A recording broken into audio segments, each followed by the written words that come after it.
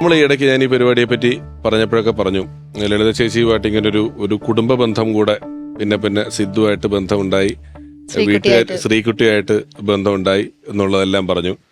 എന്താണ് ലളിത ചേച്ചിയുടെ ഒരു സവിശേഷതകൾ തോന്നിയിട്ടുള്ളത്? ഞാൻ സിനിമയും അല്ലെങ്കിൽ ചെറിയ ചെറിയ വേഷങ്ങളൊക്കെ ചെയ്തുകൊണ്ടിരിക്കുന്ന സമയത്ത് തന്നെ പണ്ട് എറണാകുളത്ത് കവിത ഇന്റർനാഷണൽ എന്ന് പറഞ്ഞൊരു ഹോട്ടലുണ്ടായിരുന്നു. പണ്ട് സിനിമാക്കാരുടെ സ്ഥിരം സ്ഥലമായിരുന്നു. അപ്പോൾ അവിടെ വച്ചിട്ടാണ് ഞാൻ അമ്മ ആദ്യമായിട്ട് നേരിട്ട് കാണുന്നത്. അപ്പോൾ ഫസ്റ്റ് തന്നെ ഞാനത് പല ഇൻ്റർവ്യൂവിലും പറഞ്ഞിട്ടുണ്ട്. ഫസ്റ്റ് തന്നെ എന്നെ കണ്ട് അടൂർ സാറിൻ്റെ ഒരു ഡോക്യുമെൻ്ററിയിൽ എൻ്റെ അപ്പൂപ്പനും അമ്മയുമായിരുന്നു അതിൽ അഭിനയിച്ചിരുന്നത്. ഒരു ഡോക്യുമെൻ്ററി ഉണ്ടായിരുന്നു അതിൽ. അപ്പോൾ എസ് പി ആശാൻ എൻ്റെ വീട്ടിലൊക്കെ അമ്മ വന്നിട്ടുണ്ട്. അപ്പോൾ എന്നെ കണ്ട് ഇങ്ങനെ എസ് പി ആശാൻ്റെ കൊച്ചുമോളാണ് എന്നൊക്കെ പറഞ്ഞപ്പോൾ കുറേ നേരം നോക്കിയിരുന്നിട്ട് അയ്യോ എൻ്റെ ശ്രീകുട്ടിയെ പോലെ ഇരിക്കുന്നു എന്നിങ്ങനെ പറഞ്ഞ് എന്നെ അവിടുന്ന് ആ താടി പിടിച്ചു തുടങ്ങിയ ബന്ധമാണ്. പിന്നെ എനിക്ക് ഭയങ്കരമായ ആരാധനയായിരുന്നു. അപ്പോഴേക്കും ഞങ്ങളൊരു പേഴ്സണൽ റിലേഷൻ സ്റ്റാർട്ട് ചെയ്തിട്ടില്ല. ഒരു ഉഗ്രൻ ആർട്ടിസ്റ്റ് എന്നുള്ളൊരു ആരാധന ഭയങ്കരമായിട്ട് കുടിയേറിയൊരു സമയമായിരുന്നു. പിന്നെ ശ്രീകുമാരൻ തമ്പി സാറിൻ്റെ അതും ഞാൻ പല സ്ഥലത്തും പറഞ്ഞിട്ടുള്ളതാണ്. ഒരു വർക്ക് ചെയ്യുന്ന സമയത്ത് എൻ്റെ അടുത്ത് തമ്പി സാർ പറഞ്ഞൊരു സംഭവമുണ്ട്, നീ നായികയാവാൻ നിൽക്കരുത്, നായിക ആയിക്കഴിഞ്ഞാൽ പെട്ടെന്ന് പോവും, നീ ഭാവിയിലെ KPSC ലളിതയാണ്. അപ്പോൾ ഒരു കാരണവശാലും നായികയാവാൻ നിൽക്കരുത്, KPSC ലളിതയായാൽ നിനക്ക് മരിക്കുന്നത് വരെ അഭിനയിക്കാം എന്ന് എൻ്റെ അടുത്ത് ഒരിക്കൽ ശ്രീകുമാരൻ തമ്പി സാർ പറഞ്ഞിരുന്നു. അപ്പോൾ അതൊക്കെ കൊണ്ട് തന്നെ ഞാൻ ഒരുപാട് അമ്മയുടെ വർക്കുകളും അമ്മയുടെ ആക്ടിങ്ങും കാര്യങ്ങളൊക്കെ എന്നെ ഒരു പക്ഷേ അതൊക്കെ എന്നെ ഇൻഫ്ലുവൻസ് ചെയ്തിട്ടുണ്ടാവാം എൻ്റെ ആക്ടിങ്ങിൽ. അങ്ങനെയാണ് അവിടുന്ന് ചാനലിൽ നിന്ന് ഇങ്ങനെ ഒരു പ്രോഗ്രാം സ്റ്റാർട്ട് ചെയ്യാണ്. ലളിത ചേച്ചിയും മഞ്ജു ചേച്ചിയാണ്, അമ്മായിമ്മ മരുമോളാണ് എന്ന് പറഞ്ഞപ്പോൾ തന്നെ എനിക്കൊരു ഇൻട്രസ്റ്റ് ആയി. കാരണം നമുക്ക് ഏറ്റവും കോമ്പറ്റീഷനാണല്ലോ ഒരു ആക്ടിങ് എന്ന് പറയുന്നത്. അവിടെ ഒരു കോമ്പറ്റീഷനുണ്ട്. അതിനേക്കാൾ കൂടുതൽ അഭിനയിക്കുക എന്നുള്ളതല്ല, ആ അഭിനയത്തിനോട് മല്ലിട്ട് നിൽക്കണമല്ലോ, അത് തന്നെ ഒരു കോമ്പറ്റീഷനാണ്. അപ്പോൾ അത് എനിക്ക് ഭയങ്കര ഒരു ത്രില്ലിംഗ് ആയിട്ട് തോന്നി. അങ്ങനെയാണ് ആ സീരീസിലേക്ക് ഞാൻ വരുന്നതും. പിന്നെ അതിന് മുമ്പേ ബന്ധമുണ്ട്, വിളിക്കുകയും സംസാരിക്കുകയും ഒക്കെ കാണുമായിരുന്നു. പക്ഷെ അതിന് ശേഷമാണ് ശരിക്കും പറഞ്ഞു കഴിഞ്ഞാൽ ഒരു അമ്മ എന്നുള്ള സ്ഥാനത്ത് തന്നെ കണ്ടുകൊണ്ട് എനിക്ക്, അല്ലെങ്കിൽ അമ്മ മകൾ എന്നുള്ള സിദ്ധു തന്നെ പരാതി പറയും, എനിക്ക് കിട്ടണില്ല, നിങ്ങൾ കൊണ്ടുപോയില്ലേ സ്ഥിരം എന്ന് പറയും. കാരണം ഞാൻ അവിടെ സിനിമ ലൊക്കേഷനൊക്കെ പോയിട്ടുണ്ടോ ഞാൻ വന്നിട്ടുണ്ടോ? വന്നിട്ടുണ്ട്, അവിടെ വന്നിട്ടില്ല. ഒരു ദിവസം എന്തോ വന്നിട്ടുണ്ട്, ഒരു പ്രാവശ്യം വന്നിട്ടുണ്ട്. പക്ഷെ അത് തിരക്കുള്ള ആളായി അപ്പോഴത്തേക്ക് അതല്ല, വേറെ കുടുംബമായിട്ടിരിക്കുമ്പോ ഞാനെന്തിനാ അല്ല, സിദ്ധു പലപ്പോഴും പരാതി പോലെ പറഞ്ഞിട്ടുണ്ട്, അമ്മയെ കിട്ടണില്ല. കാരണം എന്നെ ഇവര് തൈക്കുടത്താണ് ആദ്യം താമസിച്ചിരുന്നത്. അപ്പോൾ എന്നെ ആ ഫ്ലാറ്റിലേക്ക് എന്നെ കൊണ്ടുപോയതും അവിടെ ഒരു ഫ്ലാറ്റ് എടുത്ത് തന്നതും എൻ്റെ പല കാര്യങ്ങളിലും ഇൻഫ്ലുവൻസ് ചെയ്തിട്ടുണ്ട് അമ്മ. അതായത് ഈവൻ KSF ചിട്ടി എടുക്കുന്ന പോലും അമ്മയുടെ ഇൻഫ്ലുവൻസ് ആണ്. പിന്നെ ക്ഷേമനിധി, ഒരു ഇൻഷുറൻസിൻ്റെ ഇതെല്ലാം ഞാൻ ഒന്നും ചെയ്തിരുന്നില്ല. എനിക്ക് എൻ്റെ ലൈഫ് സീരിയസ് ആയത് അമ്മ ലൈഫിൽ വന്നതിന് ശേഷമാണ്. എന്നെ ഒരു കുടുംബിനി ആക്കിയത് ശരിക്കും പറഞ്ഞാൽ അമ്മ ലൈഫിൽ വന്നതിന് ശേഷം. നീ അങ്ങനെ ചെയ്യണം, നീ ഇങ്ങനെ ചെയ്യണം. അതുപോലെ തന്നെ എങ്ങനെ ഒരു മകളെ ശാസിക്കുന്നു അതുപോലെ തന്നെ എന്നെ ചീത്തയും പറയാം. സിദ്ധുവിനെയൊക്കെ വിളിക്കുന്ന പോലെ തന്നെ എന്നെ ചീത്ത പറയാം. ചൂടായിട്ടൊന്നും അങ്ങനെ അധികം കണ്ടിട്ടില്ല. ചൂടാവൂല, പക്ഷെ അർത്ഥം വെച്ച് നല്ല നമ്മൾ മാറി നിന്നിട്ട് ആലോചിക്കുമ്പോ നല്ല മിഠായിയാണല്ലോ തന്നേന്നുള്ളത്. അല്ല, അമ്മ ആക്ച്വലി വയസ്സായി, അതെനിക്ക് തോന്നുന്നു കുറച്ച് ഏജായി വന്നപ്പോൾ അമ്മ ഒരുപാട് മെഡിസിൻസ് എടുക്കുന്നുണ്ടായിരുന്നു. പിന്നെ അമ്മ ലൈഫിൽ വന്ന എക്സ്പീരിയൻസ് അതെല്ലാം കൊണ്ട് അമ്മ ഒരു ഫ്രസ്ട്രേറ്റഡ് മൂഡോ അല്ലെങ്കിൽ അങ്ങനെ ഒരു വയസ്സായതിൻ്റെ ഒരു ചെറിയ ആ സമയത്ത് ഏറ്റവും കൂടുതൽ കൂടെ ഉണ്ടായിരുന്ന ഞാനാ. ആ സമയത്തൊക്കെ ഒരു വഴക്കുണ്ടാക്കുക, അതൊരു ഭയങ്കര തമാശയാണ്. എന്തെങ്കിലും ഒരു മേക്കപ്പ് ഇച്ചിരി കൂടി പോയാൽ വഴക്കുണ്ടാക്കും. എന്തിനാണ് ഇത്ര മേക്കപ്പ് ഇട്ടേ, നിന്നോട് ഞാൻ പല പ്രാവശ്യം വേണ്ടി മേക്കപ്പ് ഇട്ടിരുന്നത്. അപ്പോഴത്തേക്കും എനിക്ക് വഴക്ക് പറയുമ്പോഴേക്കും ചിലപ്പോൾ മൂഡ് ഓഫ് ആയിട്ടിരിക്കും, ഭക്ഷണം ഒന്നും കഴിക്കത്തില്ലെങ്കിൽ ചോദിക്കും അവളെന്തേ പറയും, ഭക്ഷണം വേണ്ടാന്ന് പറഞ്ഞു ഉടനെ ഒരു വരവുണ്ട്, ഓടിച്ചാൽ കുറഞ്ഞ വന്ന് കഴിക്കണേ ഇങ്ങോട്ട് എന്ന് പറഞ്ഞിട്ട് അതും ചൂടായി പറയുന്നത്. അത് സ്നേഹമാണ്. എൻ്റെ അമ്മ ഇതുപോലെയാണ്, ദേഷ്യപ്പെട്ടാ സ്നേഹിക്കുക. ആ സ്നേഹം എനിക്ക് മനസ്സിലാക്കാൻ പറ്റിയെന്നുള്ളതാണ്. അതങ്ങനെയാണ്.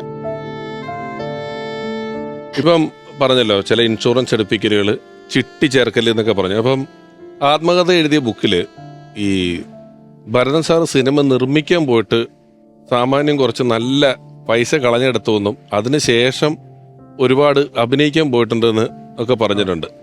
അപ്പൊ വീട്ടിലെ ഒരു എക്കണോമിക്സ് ആരാ നോക്കിക്കൊണ്ടിരുന്നത്? വീട്ടിലെ എക്കണോമിക്സോ? ആ അത് മിക്കവാറും അമ്മ തന്നെ ആയിരിക്കും, ഈ മണക്കണക്ക് വെച്ചിട്ട്. അങ്ങനെ ഇതിനകത്താണ് ഫുൾ ലെജറൊക്കെ. അവിടുന്ന് അങ്ങനെ വന്നു, ഇവിടുന്ന് അങ്ങനെ പറഞ്ഞത്. നമുക്ക് ഒരിക്കലും ആ കണക്ക് കിട്ടില്ല. ഈ ഇപ്പൊ ലൈക്ക് വടക്കാഞ്ചേരി ഉള്ളപ്പോ ഇപ്പൊ ചേച്ചിനൊക്കെ അഡ്വൈസ് ചെയ്യണ സമയത്ത് പോലും അമ്മ ഭയങ്കര ഈ ഇവിടുന്ന് എടുത്ത് അവിടെ ഇട്ട്, അവിടുന്ന് എടുത്ത് ഇങ്ങോട്ട് പറഞ്ഞു, ഇവിടുന്ന് അവിടെ കൊടുത്ത്, ഇവിടുത്തെ അപ്പോഴത്തേക്ക് ഇവിടെ കഴിഞ്ഞു എന്നൊക്കെ പറയട്ടെ. ഈ കണക്കൊന്നും നമുക്ക് നടക്കില്ല, ഇത് തെറ്റും, എന്തായാലും തെറ്റും.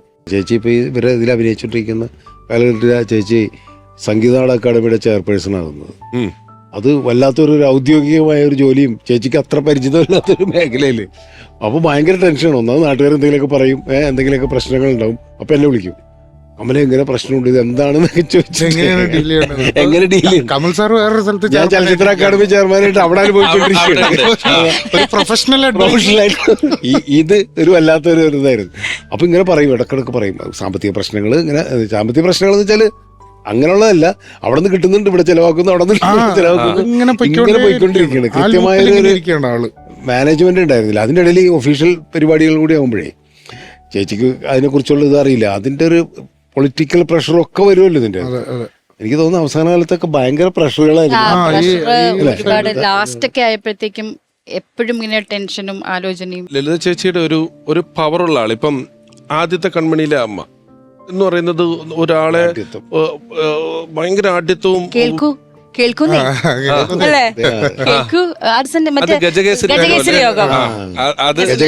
ഗജകേസരി യോഗം എന്ന് പറയുന്ന സിനിമയിലാണ്. ഈ എത്ര കഥാപാത്രങ്ങളാണ്. ഏറ്റവും മറക്കാൻ പറ്റാത്തത് നത്ത് നാരായണന്റെ ആ സിനിമയുടെ ഒറ്റ കനൽക്കാറ്റ്. ഞാൻ ഇപ്പോഴും അതിന്റെ ക്ലിപ്പിംഗ് കണ്ടാൽ ഞാൻ കരയും. ബോംബെ പോണല്ലേ പറഞ്ഞിട്ട് പോടല്ലേ, അതന്നെ. ഇപ്പോഴും ഞാൻ കരയും. ആ ഒരൊറ്റ എപ്പോ കണ്ടാലും അത് കരയും. എനിക്ക് എന്താണെന്നറിയില്ല, അതൊരു ഒറ്റ സീൻ മതി. ഒറ്റ വാക്കിൽ ഒറ്റ വരിയിൽ കൊണ്ടുവന്നിട്ട് ഇതിന്റെ ഒരു ആഴം ഒരു 10 കിലോമീറ്റർ ആയിട്ട് വർദ്ധിപ്പിക്കാനുള്ള ഒരു ശേഷിയുണ്ട്. അത് എങ്ങനെയാണ് സാർ? അതൊരു ഡയറക്ടർ ആർട്ടിസ്റ്റ് ഏത് കോമ്പിനേഷനിലാണ്? അല്ല, അത് എനിക്കുള്ളത് ചേച്ചിയുടേതായ സ്വന്തമായ നേരത്തെ പറഞ്ഞ ഒരു ഒബ്സർവേഷൻ, അതിൽ നിന്ന് കിട്ടുന്ന കുറേ അനുഭവങ്ങൾ കഥാപാത്രത്തിലേക്ക് ചേച്ചി കൊണ്ടുവരാറുണ്ട്. പിന്നെ ആ കാലഘട്ടത്തിൽ നേരത്തെ സത്യം പറഞ്ഞ പോലെ തന്നെ ചേച്ചിക്ക് വേണ്ടി ക്രിയേറ്റ് ചെയ്യുന്ന കഥാപാത്രങ്ങളുണ്ട്. KPS ലളിത തന്നെ ഈ റോള് ചെയ്യണം. ഒരു കഥാപാത്രം മനസ്സിലേക്ക് വന്നു കഴിഞ്ഞിട്ടുണ്ടെങ്കിൽ അത് KPS ലളിത അവതരിപ്പിച്ചാലേ നന്നാവും എന്ന് സംവിധായകർ തീരുമാനിച്ച് ക്യാരക്ടറിനെ മോൾഡ് ചെയ്യും. അപ്പം നമുക്ക് കുറേ ഫ്രീഡം കിട്ടും. ഈ കഥാപാത്രത്തെ അവതരിപ്പിക്കുന്നത് KPS ലളിതയാണെന്ന് തീരുമാനിച്ചു കഴിഞ്ഞാൽ സ്പേസ് ഉണ്ടാവും ക്യാരക്ടറിന്. ഗുഡ് ബൈ സീൻ എന്ന് പറഞ്ഞല്ലേ മനസ്സിലാക്കറിയില്ല. അപ്പൊ അത് ആ ഡയലോഗ്സ് ഉണ്ട്. വഴി ഞാൻ ഇറങ്ങുമ്പോ വഴി വന്ന് നിൽക്കരുത്, അതെന്തായാലും ഉണ്ട്. അത് അവതരിപ്പിക്കുന്നതിലാണല്ലോ അതിൽ ഭയങ്കരമായിട്ട് നമ്മളെ കൊള്ളുന്നത്. അവിടെ അമ്മ 6 അടിച്ചു.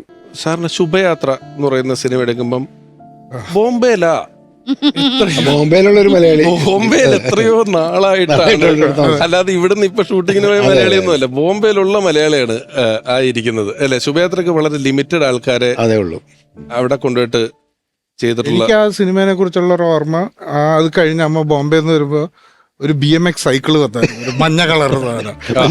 ആദ്യത്തെ BMX സ്റ്റണ്ട് സൈക്കിള് ബോംബെന്ന് വാങ്ങിച്ചിട്ടുണ്ടാണല്ലേ അമ്മ. അപ്പൊ ഞാൻ ചോദിക്കണ അടുത്ത ഇനി അമ്മ എപ്പോഴും അടുത്ത ഷൂട്ടിങ്ങിന് പോണേ, അടുത്ത സാധനം വരുന്നുള്ളൂ. അമ്മയ്ക്ക് ഇഷ്ടമുള്ളവർക്ക് എവിടെ പോയാലും എന്തെങ്കിലുമൊക്കെ മേടിച്ചോണ്ട് വരും. അപ്പോൾ എൻ്റെ ഓർമ്മയിൽ അമ്മ ഞാനുമായിട്ട് അടുത്ത് കഴിഞ്ഞപ്പോൾ അമ്മ എവിടെ പോയാലും ശ്രീകുട്ടിക്കും വാങ്ങിക്കും, എനിക്കും വാങ്ങിക്കുമായിരുന്നു. അതൊരു പ്രത്യേക ഒരു ചതി ഞാനിപ്പോഴാണ്. ഈ പരിചയപ്പെട്ട ഒരാൾക്ക് ഒരു ഓർമ്മ പറയാൻ പറ്റുന്ന അവസ്ഥയിലുള്ള ഒരു പെരുമാറ്റം ലളിത ചേച്ചിയുടെ ഭാഗത്തുനിന്നുണ്ട്. ജസ്റ്റ് ഒന്ന് കൂടെ യാത്ര ചെയ്തിട്ടുണ്ടെങ്കിൽ, ഒന്ന് പരിചയപ്പെട്ടിട്ടുണ്ടെങ്കിൽ അയാൾക്ക് എന്നും ഓർക്കുന്ന രീതിയിലുള്ള ഒരു അനുഭവങ്ങൾ സമ്മാനിക്കാൻ ലളിത ചേച്ചിക്ക് സാധിച്ചിട്ടുണ്ട്. ആരാണെന്ന് കാണാം. അമ്മയെക്കുറിച്ച് പെട്ടെന്ന് ഓർക്കുമ്പോൾ എൻ്റെ ഓർമ്മയിൽ ഓടി വരുന്നത് പുള്ളിപ്പുലി ആട്ടിൻകുട്ടികളും ഒക്കെ ചെയ്യുന്ന സമയത്ത് കുട്ടനാട്ടിൽ ഈ മുട്ടറ്റം വെള്ളത്തിൻ്റെ അകത്ത് നിന്നിട്ടാണ് നമ്മളെല്ലാവരും അഭിനയിച്ചിരിക്കുന്നത്. അപ്പോൾ അമ്മയുടെ പ്രായമോ അല്ലെന്നുണ്ടെങ്കിൽ അമ്മയ്ക്ക് കുറച്ച് ശാരീരികമായ അസ്വസ്ഥതകളൊക്കെ അപ്പോൾ ഉണ്ട്. ഇതൊന്നും അമ്മ മുഖവിലയ്ക്കെടുക്കാതെ, ഇതൊന്നും അമ്മയെ ബാധിച്ചിട്ടില്ല. കാരണം ഈ മുട്ടറ്റം വെള്ളത്തിൽ ചെളിയിൽ ഈ കാലും വെച്ച് നിൽക്കുമ്പോൾ അമ്മയുടെ മനസ്സിൽ സിനിമയും ഷോർട്സും ടേക്കിങ്സും മാത്രമാണ്. കാരണം അത്രയും ഡെഡിക്കേറ്റഡ് ആയിട്ട് സിനിമയെ ശരിക്കും പറഞ്ഞാൽ സിനിമയ്ക്ക് വേണ്ടി മാത്രം ജീവിച്ച് ഇവിടുന്ന് കടന്നുപോയ ആളാണ് ലളിതാമ്മ.